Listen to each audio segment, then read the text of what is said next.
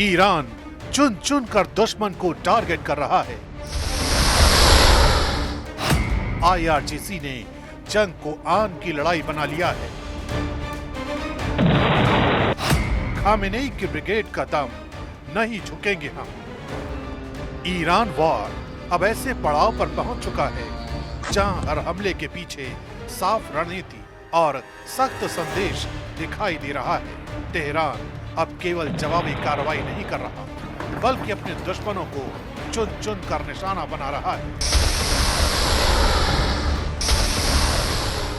Iran की सबसे ताकतवर सैन्य यूनिट यानी आईआरजीसी ने इस जंग को अपनी प्रतिष्ठा और संप्रभुता की लड़ाई बना लिया है। सैन्य धड़े का साफ संदेश है कि दबाव चाहे जितना बढ़े, ईरान पीछे हटने वाला नहीं है। यही वजह है कि युद्ध के मैदान से लेकर रणनीतिक समुद्री रास्तों तक तेहरान लगातार अपने कदम बढ़ाता जा रहा है और हर नए हमले के साथ संकेत दे रहा है कि ये लड़ाई अब केवल सीमित टकराव नहीं, बल्कि शक्ति और प्रतिष्ठा की निर्णायक जंग बन चुकी है। इसी रणनीतिक दबाव को और साफ करते हुए ईरान के शीर्ष सैन्य राजनीतिक नेतृत्व ने अब खुली चेतावनी दे दी है। आईआरजीसी के पूर्व कमांडर का कहना है कि जब तक उसकी शर्तें पूरी नहीं होती, तब तक न युद्ध रुकेगा और न ही हॉर्मुज़ का रास्ता खुलेगा। सुनिए ईरान की ओर से आई ये कड़ी चेतावनी। هیچ ناو آمریکایی حق ورود به خلیج فارس رو ندارن. حضور آمریکا در خلیج فارس عامل اصلی ناامنی‌های 50 سال اخیر است. بدون خروج آمریکا از خلیج فارس و کنترل تنگی هرمز به دست خود کشورهای منطقه، مخصوصا ما و کشور عمان که دو طرف این تنگه هستیم. ईरान इस वक्त बेहद आक्रामक मूड में दिखाई दे रहा है। पश्चिम एशिया में अमेरिकी सैन्य ठिकानों और इजराइल के शहरों की ओर उसकी मिसाइलों और ड्रोन हमलों का सिलसिला लगातार जारी है। ईरान की सैन्य यूनिट आईआरजीसी का दावा है कि जवाबी कार्रवाई के तहत क्षेत्र में कई रणनीतिक ठिकानों को निशाना बनाया गया है।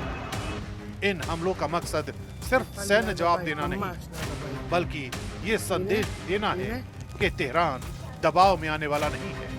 युद्ध के मैदान के साथ साथ समुद्री रास्तों और ऊर्जा सप्लाई पर भी ईरान रणनीतिक दबाव बना रहा है। खास तौर पर स्ट्रेट ऑफ हॉर्मुज़ को लेकर दी जा रही चेतावनियां दुनिया की चिंता बढ़ा रही हैं, क्योंकि ये वही रास्ता है जहां से वैश्विक तेल आपूर्ति का बड़ा हिस्सा गुजरता है। यही नहीं, ईरान ये साफ मैसेज दे रहा है कि जंग भले ही अमेरिका और इजराइल ने शुरू की, लेकिन ये खत्म कैसे होगी इसका फैसला सिर्फ ईरान के पास है। امکان نداره امنیت به وجود بیاد. پایان جنگ هم در دست ماست.